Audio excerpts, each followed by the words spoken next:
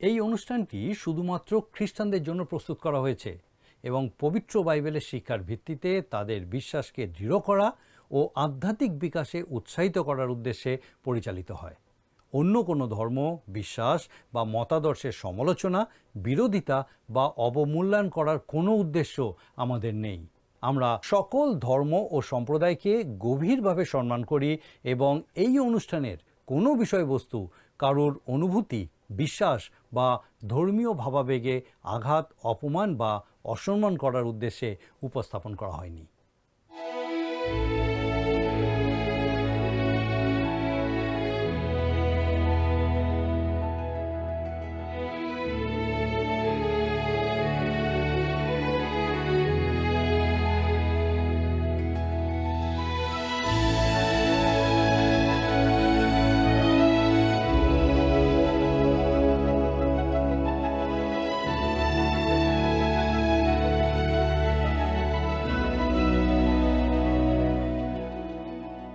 নমস্কার প্রিয় বন্ধু, জীবনবাণীর আরও একটি নতুন পর্বে আপনাকে স্বাগত জানাই। আশা করি ঈশ্বরের অনুগ্রহে আপনি ভালো আছেন। আজকের পর্বে আমরা যাত্রা পুস্তক 21 অধ্যায় এবং 22 অধ্যায় নিয়ে আলোচনা করব। এখানে আমরা দাস দাসী, ব্যক্তিগত আঘাত, সম্পত্তির অধিকার, চুরি, ক্ষতিপূরণ এবং সমাজ ও ব্যক্তির বিরুদ্ধে বিভিন্ন অপরাধ সংক্রান্ত বাস্তবসম্মত নিয়মগুলি খতিয়ে দেখব। এই নিয়মগুলি প্রকাশ করে যে ঈশ্বর ন্যায় বিচার, দায়িত্বশীলতা, দয়া এবং মানুষের জীবনের সুরক্ষাকে কতটা গুরুত্ব দেন।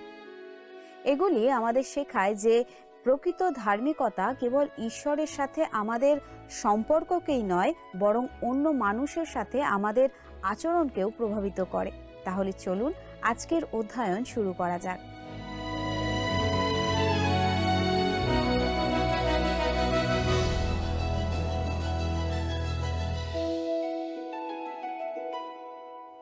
আমার বিশ্বাস আপনি জানেন এই অনুষ্ঠানে আমরা যাত্রা পুস্তক থেকে আলোচনা করছি। আমাদের গত পর্বে 20 অধ্যায়ের আলোচনা আমরা শেষ করেছিলাম, আর আজকে আমরা যাত্রা পুস্তক 21 অধ্যায় থেকে 22 অধ্যায়ের 25 পদ পর্যন্ত আলোচনা করব। আপনার নিশ্চয়ই মনে আছে, আমাদের গত পর্বে আমরা ঈশ্বরের 10টি আজ্ঞা নিয়ে আলোচনা করেছি। আমরা দেখেছি আমাদের জীবনে সেই আজ্ঞাগুলি কতটা গুরুত্বপূর্ণ, কিন্তু আমরা কখনোই ঈশ্বরের সেই মানদণ্ডে পৌঁছাতে পারি না। তাই আমাদের প্রয়োজন তার অনুগ্রহ। সেই অনুগ্রহ আমরা লাভ করেছি প্রভু যীশু খ্রিস্টের ক্রুশীয় মৃত্যুর মাধ্যমে। ইসরায়েল জাতিকে ঈশ্বর কেবলমাত্র 10টি আজ্ঞা দেননি, তিনি আরও অনেক বিধি ব্যবস্থা দিয়েছিলেন। যাত্রা পুস্তকের 21 অধ্যায়ে আমরা সেই সমস্ত সামাজিক বিধি ব্যবস্থার বিষয়ে জানব। সেই সময় এই সমস্ত বিধি তাদের জন্য খুবই গুরুত্বপূর্ণ ছিল, কারণ তারা তখন মিশরে দাসত্ব শৃঙ্খলে আবদ্ধ ছিল। আসুন প্রথমেই আমরা পাঠ করি যাত্রা পুস্তক 21 অধ্যায় 1 আর 2 পদ। আর তুমি এই সকল শাসন তাহাদের সম্মুখে রাখিবে। তুমি ইব্রিয় দাস ক্রয় করিলে সে 6 বৎসর দাসত্ব করিবে, পরে 7ম বৎসরে বিনামূল্যে মুক্ত হইয়া চলিয়া যাইবে। এই পদ দুটোতে খুব পরিষ্কারভাবে বলে দেওয়া হয়েছে যে কোনো ইসরায়েলীয় তার স্বজাতীয় কোনো ইব্রিয়কে চিরকালের জন্য দাস হিসেবে রাখতে পারবে না। এরপরে আমরা 3 থেকে 6 পদ পর্যন্ত পড়ি। সে যদি একাকী আইসে তবে একাকী যাইবে, আর যদি সস্ত্রীক আইসে তবে তাহার স্ত্রীও তাহার সহিত যাইবে। যদি তাহার প্রভু তাহার বিবাহ দেয় এবং সেই স্ত্রী তাহার জন্য পুত্র কি কন্যা প্রসব করে, তবে সেই স্ত্রীতে ও তার সন্তানগণে তাহার প্রভুর সত্ত্ব থাকিবে, সে একাকী চলিয়া যাইবে। কিন্তু ওই দাস যদি স্পষ্টরূপে বলে, আমি আপন প্রভুকে এবং আপন স্ত্রী ও সন্তানগণকে ভালোবাসি, মুক্ত হইয়া চলিয়া যাইব না, তাহা হইলে তাহার প্রভু তাহাকে ঈশ্বরের নিকটে লইয়া যাইবে এবং সে তাহাকে কপাটের কিংবা বাজুর নিকটে উপস্থিত করিবে। তথায় তাহার প্রভু গুজি দ্বারা তাহার কর্ণবিদ্ধ করিবে, তাহাতে সে চিরকাল সেই প্রভুর দাস থাকিবে। এই বিশেষ ব্যবস্থা অনুযায়ী কোনো দাস যদি তার প্রভুর গৃহে 6 বছর কাজ করে, তবে 7ম বছরে সে স্বাধীন হয়ে চলে যেতে পারে। আবার সেই 6 বছরে আগে যদি সে বিবাহিত হয়ে থাকে তবে সে তার স্ত্রীকেও সঙ্গে করে নিয়ে যেতে পারে। কিন্তু এই 6 বছরের মধ্যে অর্থাৎ দাস্যকর্ম করার সময় সে যদি বিবাহিত হয়, অর্থাৎ যাকে সে বিবাহ করছে সেও যদি তার মালিকের দাসী হয়ে থাকে, তাহলে সে চলে যেতে পারে। কিন্তু তার স্ত্রীকে সে নিয়ে যেতে পারবে না, কারণ তার স্ত্রী তখনও সেই মালিকেরই দাসী রূপে থাকবে। তবে সে যদি তার স্ত্রীকে ভালোবাসে এবং তার মালিককেও ভালোবাসে, তাহলে সে তার মালিকের গৃহে থেকে যেতে পারে। যদি সে তার মালিকের ঘরে থেকে যায়, তাহলে তার মালিক তার কানে একটা সূঁচ দিয়ে ফুটো করে দেবে। এতে প্রমাণ হবে যে সে স্বেচ্ছায় চিরদিন তার মালিকের দাস হয়ে থাকবে। এখানে প্রভু যিশুর একটা সুন্দর চিত্র ফুটে উঠেছে। তিনি এই পৃথিবীতে এসেছিলেন এবং আমাদের মানব সত্তাকে নিজের করে নিয়েছিলেন। আমরা সবাই পাপের দাস ছিলাম। তিনি চাইলে স্বাধীন হয়ে চলে যেতে পারতেন। তিনি চাইলে মৃত্যুর দ্বার দিয়ে প্রবেশ না করেই স্বর্গে নিজ অবস্থায় ঈশ্বরত্বে ফিরে যেতে পারতেন। ক্রুশের উপর তাকে মরতে হতো না, কিন্তু তিনি স্বেচ্ছায় এই পৃথিবীতে নেমে এসেছিলেন এবং আমাদের মানব সত্তাকে নিজের করে নিয়েছিলেন। ফিলিপিও পত্রে 2 অধ্যায় তার 8 পদে লেখা আছে, এবং আকার প্রকারে মনুষ্যবৎ প্রত্যক্ষ হইয়া আপনাকে অবনত করিলেন মৃত্যু পর্যন্ত, এমনকি ক্রুশীয় মৃত্যু পর্যন্ত আজ্ঞাবহ হইলেন। একইভাবে গীতসংহিতা পুস্তকের 40 গীত 6 থেকে 8 পদে লেখা আছে, বলিদানে ও নৈবেদ্যে তুমি প্রীত নহ, তুমি আমার কর্ণযুগল ছিদ্রিত করিয়াছ। তুমি হোম ও পাপের নিমিত্ত বলিদান চাহ নাই। তখন আমি কহিলাম, দেখো আমি আসিয়াছি, গ্রন্থখানিতে আমার বিষয় লিখিত আছে। হে আমার ঈশ্বর, তোমার অভীষ্ট সাধনে আমি প্রীত, আর তোমার ব্যবস্থা আমার অন্তরে আছে। এই অংশে খ্রিস্টের বিষয়ই বলা হয়েছে, কারণ ইব্রিয় পুস্তকের 10 অধ্যায়ের 5 থেকে 9 পদে সেটা ব্যাখ্যা করা আছে। প্রভু যিশু যখন এই পৃথিবীতে এসেছিলেন, তখন শাস্ত্রের এই বাক্য পূর্ণতা পেয়েছিল। ইব্রিয় পুস্তক 10 অধ্যায় 5 থেকে 9 পদে সাধু পৌল বলছেন, এই কারণ খ্রিস্ট জগতে প্রবেশ করিবার সময় বলেন, তুমি যজ্ঞ ও নৈবেদ্য ইচ্ছা করো নাই, কিন্তু আমার জন্য দেহ রচনা করিয়াছ। এখানে লক্ষ্য করার বিষয় হলো যে কেবলমাত্র একটি বা দুটি কানের কথা বলা হয়নি যেটা ছিদ্র করা হয়েছিল, কিন্তু ঈশ্বর তাকে একটা দেহ দিয়েছিলেন যা অনন্তকাল তারই থাকবে। আবার পরের পদগুলোতে লেখা আছে, হোমে ও পাপার্থক বলিদানে তুমি প্রীত হও নাই। তখন আমি কহিলাম, দেখো আমি আসিয়াছি, গ্রন্থখানিতে আমার বিষয় লিখিত আছে। হে ঈশ্বর, যেন তোমার ইচ্ছা পালন করি। তিনি কহেন, যজ্ঞ নৈবেদ্য হোম ও পাপার্থক বলিদান তুমি ইচ্ছা করো নাই এবং তাহাতে প্রীত হও নাই। এই সকল ব্যবস্থা অনুসারে উৎসৃষ্ট হয়। তৎপরে তিনি বলিলেন, দেখো তোমার ইচ্ছা পালন করিবার জন্য আসিয়াছি। তিনি প্রথম বিষয় লোপ করিতেছেন যেন দ্বিতীয় বিষয় স্থির করেন। যীশুখ্রিস্টকে তার ভ্রাতাদের সাদৃশ্য করা হয়েছিল। তিনি আমাদের ছেড়ে একা মুক্ত হয়ে ফিরে যেতে চাননি। তিনি মৃত্যুবরণ না করেও এই পৃথিবী ত্যাগ করতে পারতেন, কিন্তু তিনি বলেছিলেন, আমি আমার বধূকে ভালোবাসি, আমি পাপীকে ভালোবাসি। তাই তিনি মৃত্যু পর্যন্ত বাধ্য হয়েছিলেন, এমনকি ক্রুশীয় মৃত্যু পর্যন্ত বাধ্য হয়েছিলেন, যেন তিনি আমাদেরকে পাপের দাসত্ব থেকে উদ্ধার করতে পারেন। 10 আজ্ঞা প্রদানের ঠিক পরেই খ্রিস্টের কি অপূর্ব সুন্দর চিত্র, তাই নয় কি? এবার আমরা দেখব কোনো ব্যক্তিকে আঘাত করার বিষয়ে কি বিধান দেওয়া আছে। আমরা পড়ব যাত্রা পুস্তক 21 অধ্যায় তার 12 পদ। আমরা দেখব সেখানে লেখা আছে 12 পদে, কেহ যদি কোনো মনুষ্যকে এমন আঘাত করে যে তাহার মৃত্যু হয়, তবে অবশ্য প্রাণদণ্ড হইবে। এই পথটাই হলো মৃত্যুদণ্ড দেওয়ার ভিত্তি। কেউ কেউ মনে করে নরহত্যা করিও না, অর্থাৎ মৃত্যুদণ্ড দেওয়ার অধিকার কারণ নেই, অথচ ঈশ্বর ইসরায়েল জাতিকে হত্যাকারীর প্রাণদণ্ডের আদেশ দিয়েছিলেন। তারপরে আমরা 13 পদে দেখব লেখা আছে, আর যদি কোনো ব্যক্তি অন্যকে বধ করিতে চেষ্টা না পায়, কিন্তু ঈশ্বর তাহাকে তাহার হস্তে সমর্পণ করেন, তবে যে স্থানে সে পলাইতে পারে এমন স্থান তোমার নিমিত্ত আমি নিরূপণ করিব। প্যালেস্টাইন দেশে 6টা আশ্রয়সহ স্থাপন করা হয়েছিল। এগুলো বেশ সুবিধাজনক স্থানে তৈরি করা হয়েছিল, যাতে নরহত্যার অভিযোগে অভিযুক্ত কোনো ব্যক্তি উপযুক্ত মীমাংসা না হওয়া পর্যন্ত সেখানে আশ্রয় নিতে পারে। আমরা এই আশ্রয় শহরগুলো সম্পর্কে পরে আলোচনা করব। এরপরে আমরা দেখব যাত্রা পুস্তক 21 অধ্যায় 14 পদ। কিন্তু যদি কেহ দুঃসাহস করিয়া ছলে আপন প্রতিবাসীকে বধ করণার্থে তাহার উপর চড়াও হয়, তবে সে ব্যক্তির প্রাণদণ্ড করণার্থে তাহাকে আমার বেদীর নিকট হইতেও লইয়া যাইবে। কেউ যদি পূর্ব পরিকল্পিতভাবে কাউকে হত্যা করে তাহলে তার প্রাণদণ্ড হওয়া উচিত। আবার যদি কেউ পূর্ব পরিকল্পিতভাবে নয় কিন্তু আত্মরক্ষা করতে গিয়ে কারোর প্রাণহানি ঘটায় তাহলে তার মৃত্যুদণ্ড হওয়া উচিত নয়। এরপরে 15 পদ দেখি লেখা আছে, আর যে কেহ আপন পিতাকে কি আপন মাতাকে প্রহার করে তাহার প্রাণদণ্ড অবশ্য হইবে। একটি গৃহকে সুরক্ষিত রাখার জন্য ঈশ্বর এই ব্যবস্থা দিয়েছেন। এরপরে 16 পদে দেখি, আর কেহ যদি কোনো মনুষ্যকে চুরি করিয়া বিক্রয় করে কিংবা তাহার হস্তে যদি তাহাকে পাওয়া যায় তবে তাহার প্রাণদণ্ড অবশ্য হইবে। ঈশ্বর এই কৃতদাস প্রথাটি অনুমোদন করেন না।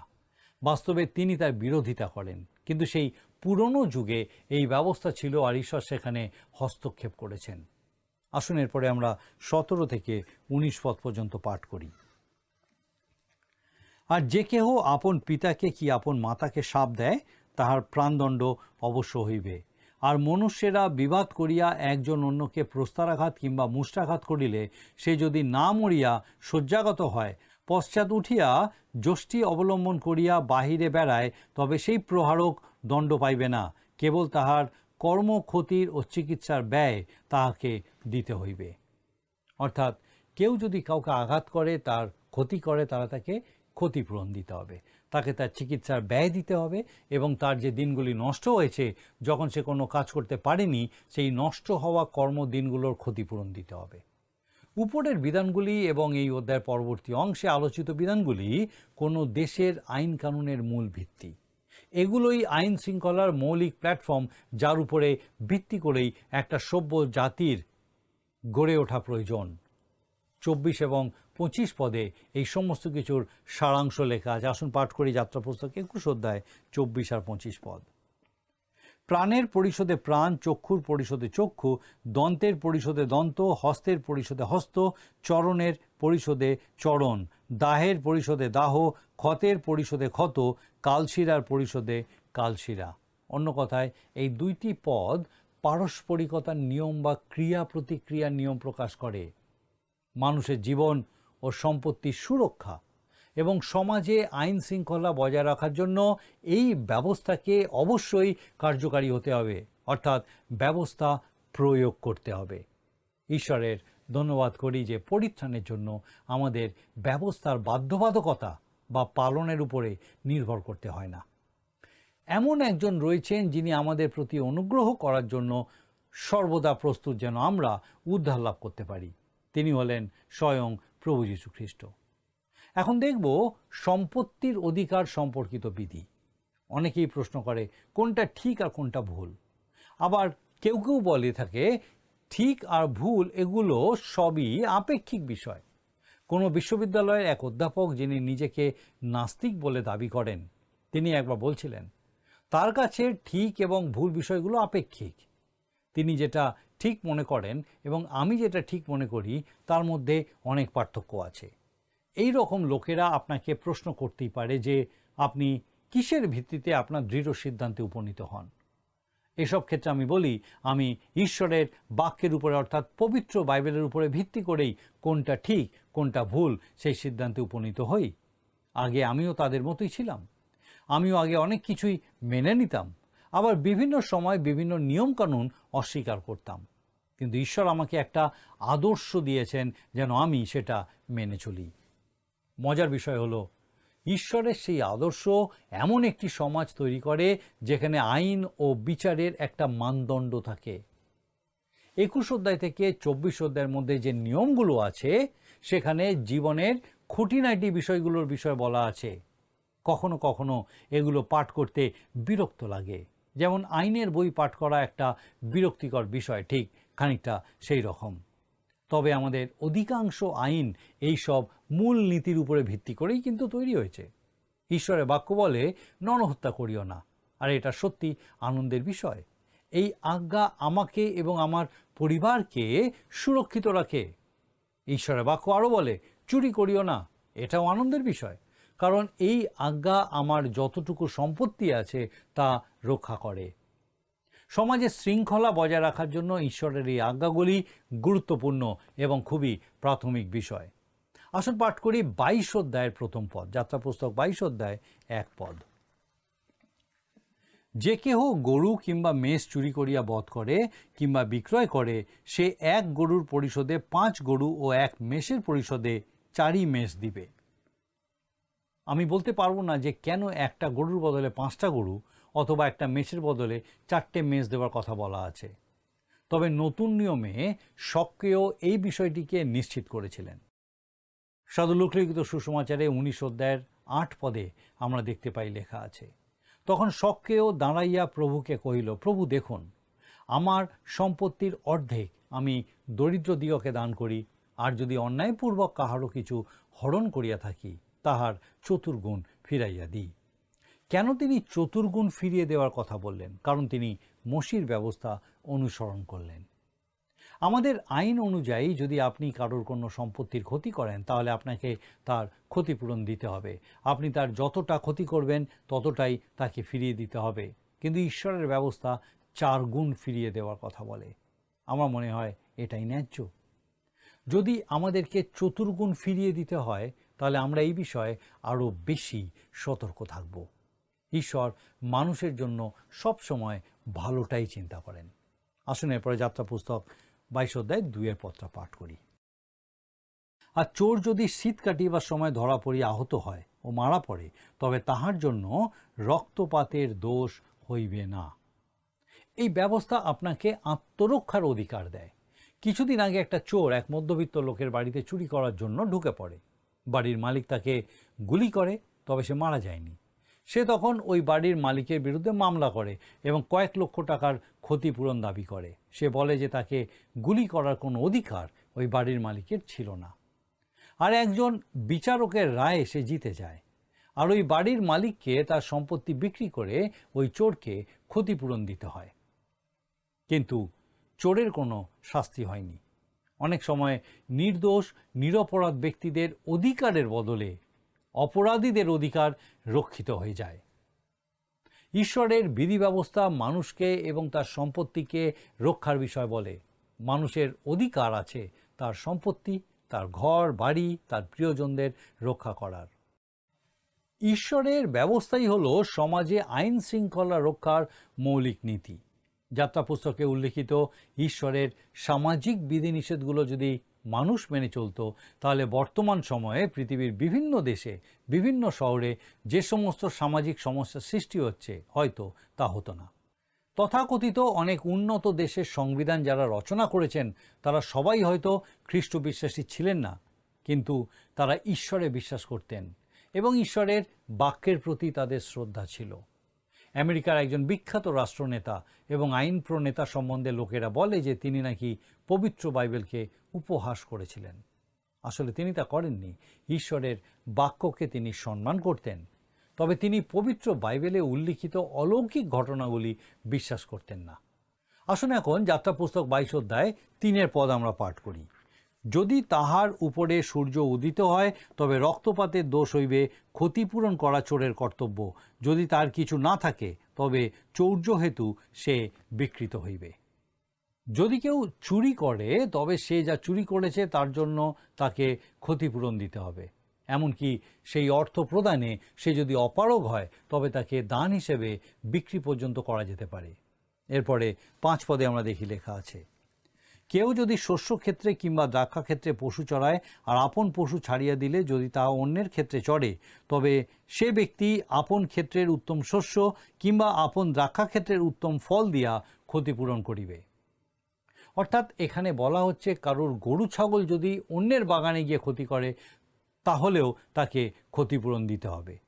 এরপরে 6 পদে লেখা আছে, অগ্নি ধরিয়া উঠিয়া কণ্টক বনে লাগিলে, যদি কাহারও শস্যরাশি কিংবা শস্যের ঝাড় কিংবা ক্ষেত্র দগ্ধ হয়, তবে সেই দাহকারী অবশ্য ক্ষতিপূরণ করিবে।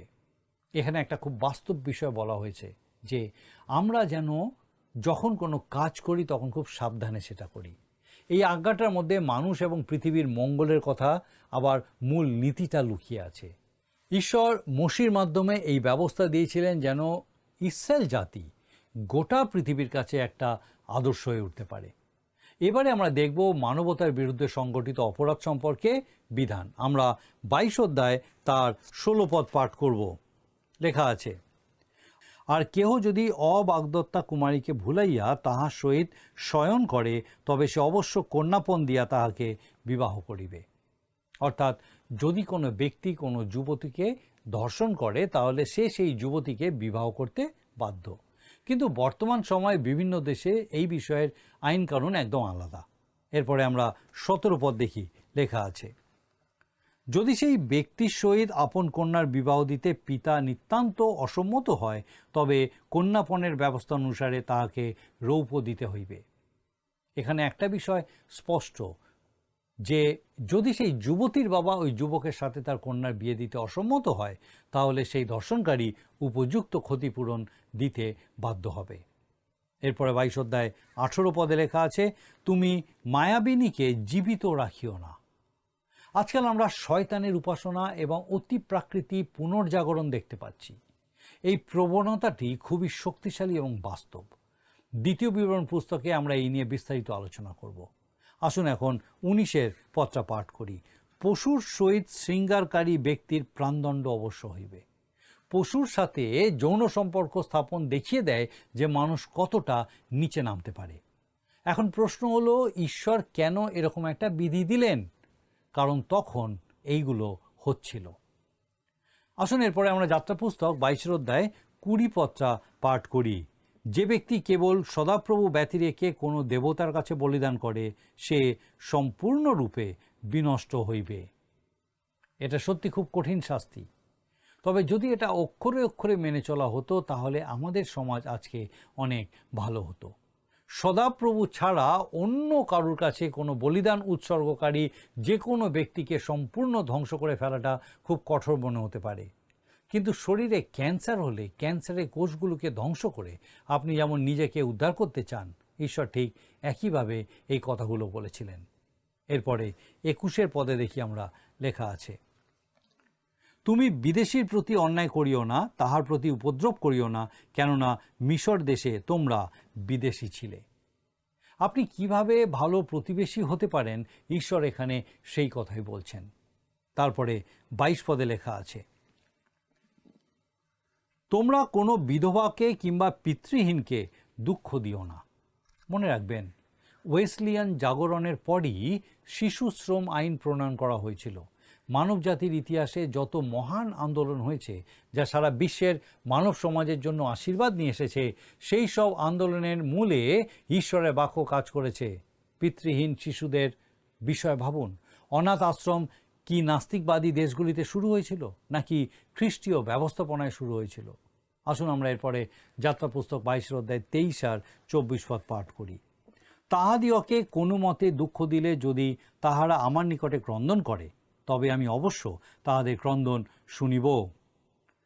আর আমার ক্রোধ প্রজ্বলিত হইবে এবং আমি তোমাদিওকে খড়গ দ্বারা বধ করিব। তাহাতে তোমাদের স্ত্রীরা বিধবা ও তোমাদের সন্তানগণ পিতৃহীন হইবে। আমি দৃঢ়ভাবে বিশ্বাস করি যে যাদের কেউ নেই, যাদের কিছু নেই, সেই সব অসহায় নারী এবং শিশুদের ঈশ্বর নিজে রক্ষা করেন। যারা তাদের অত্যাচার করে, শোষণ করে, ঈশ্বর তাদের জন্য কঠিন শাস্তি নির্ধারণ করেন। আসুন এবারে যাত্রা পুস্তক 22 অধ্যায় আমরা 25 পদটা পাঠ করি। তুমি যদি আমার প্রজাদের মধ্যে তোমার স্বজাতীয় কোনো দিন দুঃখীকে টাকা ধার দাও, তবে তাহার কাছে সুদগ্রাহীর ন্যায় হইও না। তোমরা তাহার উপরে সুদ চাপাইবে না।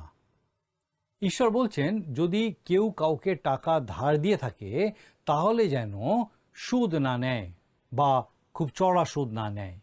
কেউ যেন কারোর অসহায়তা বা দুঃসময়ের সুযোগ না নেয়। এখানে আমরা ঈশ্বরের দেওয়া কিছু বিধান আমরা আলোচনা করলাম। আর এই অধ্যায়ে আমরা আরও অনেক বিধান আমাদের পরের পর্বে আমরা আলোচনা করব। আমাদের আজকের অনুষ্ঠান আমরা এখানেই শেষ করব। আশা করি আপনি বুঝতে পেরেছেন যে ঈশ্বরের ব্যবস্থা মানুষ ও সমাজের মঙ্গলের জন্যই। যদিও আমরা সেই ব্যবস্থা পালনের দ্বারা উদ্ধার পাইনি, তবুও আমাদের নিজেদের পারিবারিক এবং সমাজের মঙ্গলের জন্য সেই ব্যবস্থা পালন করা উচিত। ঈশ্বর চান আমরা যেন সেই ব্যবস্থা মেনে চলি। ঈশ্বর আমাদের প্রত্যেককে আশীর্বাদ করুন। আর আমার বিশ্বাস যে আপনি বিশেষভাবে তার এই জীবন্ত বাক্যের আলোচনার মধ্যে দিয়ে ঈশ্বরের রব শুনতে সমর্থ হয়েছেন, যে ঈশ্বর কিভাবে আপনার কাছে প্রকাশ করতে চান, আপনার জীবন কীরকম হওয়া উচিত, প্রতিবেশীর সাথে কিভাবে আপনি জীবনযাপন করবেন। যারা ঈশ্বরকে জানে না, কিভাবে তারা আপনার মধ্যে দিয়ে যেন ঈশ্বরকে দেখতে পায়, কারণ আপনি ঈশ্বরের সন্তান, আপনি তাকে পিতা বলে মেনে নিয়েছেন। আমার বিশ্বাস ঈশ্বরের বাক্য আপনাকে সাহায্য করছে যেন আপনি আরও উত্তরোত্তর এইভাবেই ঈশ্বরের বাক্যে বৃদ্ধি পেতে পারেন, ঈশ্বরের সহভাগিতায় সান্নিধ্যে তার সন্তান রূপে আরও তার নিকটবর্তী হতে পারেন। আসুন এখন প্রার্থনায় যাব, আর আমি চাইব আপনিও যোগ দিন। আসুন প্রার্থনা করি। করুণাময় স্বর্গীয় পিতা, ধন্যবাদ দিই প্রভু তোমার পবিত্র অনুগ্রহে একবার আমাদের সুন্দর সুযোগ দিয়েছিলে। ধন্যবাদ দিই তোমার সেই প্রত্যেক সন্তান সন্ততির জন্য, সেই প্রত্যেক ভক্তজনদের জন্য, সেই প্রত্যেক দর্শক বন্ধুর জন্য। প্রভু যাদের সঙ্গে আজকে কথা বলেছো তুমি তোমার পবিত্র অনুগ্রহে সেই প্রত্যেককে তোমার পবিত্র আত্মার সুরক্ষায় সুরক্ষিত রাখো। বিশেষ করে প্রার্থনা করি পিতা, এই সময় যদি কোনো এমন পরিবার আছেন যেখানে হয়তো স্বামী স্ত্রীর মধ্যে সমস্যা, তারা হয়তো একে অন্যের থেকে আলাদা হয়ে গেছে বা আলাদা হয়ে যাচ্ছে, প্রার্থনা করি পিতা তোমার পবিত্র পরাক্রমে, তোমার প্রেমে সেই সকল সমস্যা দূর হতে সাহায্য করো। যেন স্বামী স্ত্রী একসঙ্গে এসে উপলব্ধি করতে সমর্থ হয় যে প্রভু তুমি তাদেরকে এক করেছো এবং তুমি চাও যেন তাদের সেই এক থাকার মধ্যে দিয়ে তুমি গৌরবান্বিত হও। তুমি দয়া করো তাদের জীবনে, তোমার অনুগ্রহে, তোমার জ্ঞানে বুদ্ধিতে, তোমার প্রজ্ঞায় পূর্ণ করো, যেন সমস্ত অশান্তি দূর করে তারা এক হয়ে তোমার গৌরব করতে পারে। যদি অন্য কোনো রকম সমস্যা আছে পিতা পরিবারে, প্রভু তোমার যিশুর নামে তুমি তোমার অনুগ্রহ দাও, সেই কঠিন পরিস্থিতি, সমস্যা, কঠিনতার মধ্যে থেকে তাদের বেরিয়ে এসে তোমার গৌরব করতে সাহায্য করো। সর্বোপরি প্রভু যেন তারা তোমাতে স্থির থাকে যে পিতা তুমি তাদের সকল ভার নিয়েছো, তোমার সন্তানদেরকে তুমি কখনো ছেড়ে দাও না। এই বিশ্বাসে সেই প্রত্যেককে তুমি স্থির রাখো। আরেকবার পিতা আমরা প্রত্যেকে তোমার চরণে সমর্পিত হয়ে ধন্যবাদের সঙ্গে প্রার্থনা তোমার যিশু নামে চাই, দয়া করে শ্রবণ ও গ্রহণ করো। আমেন।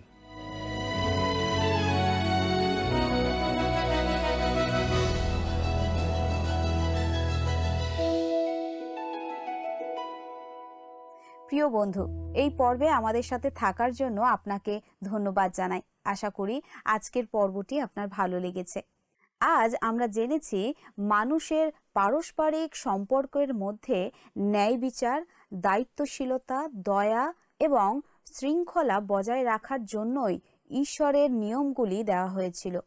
আগামী পর্বে আমরা যাত্রা পুস্তকের 23 এবং 24 অধ্যায় নিয়ে আলোচনা করব। সেখানে আমরা সম্পত্তির অধিকার, ভূমি ও বিশ্রামবার, জাতীয় উৎসবসমূহ, ঈশ্বরের আরাধনার নিয়ম, ঈশ্বরের সাথে ইসরায়েলের নিয়ম বা চুক্তি স্থাপন এবং ঈশ্বরের সাথে সাক্ষাৎ করার জন্য সিয়ন পর্বতে মোশের আরোহণ নিয়ে আলোচনা করব। ততক্ষণ পর্যন্ত প্রার্থনায় থাকুন এবং আশীর্বাদিত থাকুন। নমস্কার। প্রিয় বন্ধু, আসুন আমরা আজকের প্রশ্নোত্তরে আসি। গত সপ্তাহের প্রশ্নের উত্তর হল অপশন সি, মাটি দিয়ে।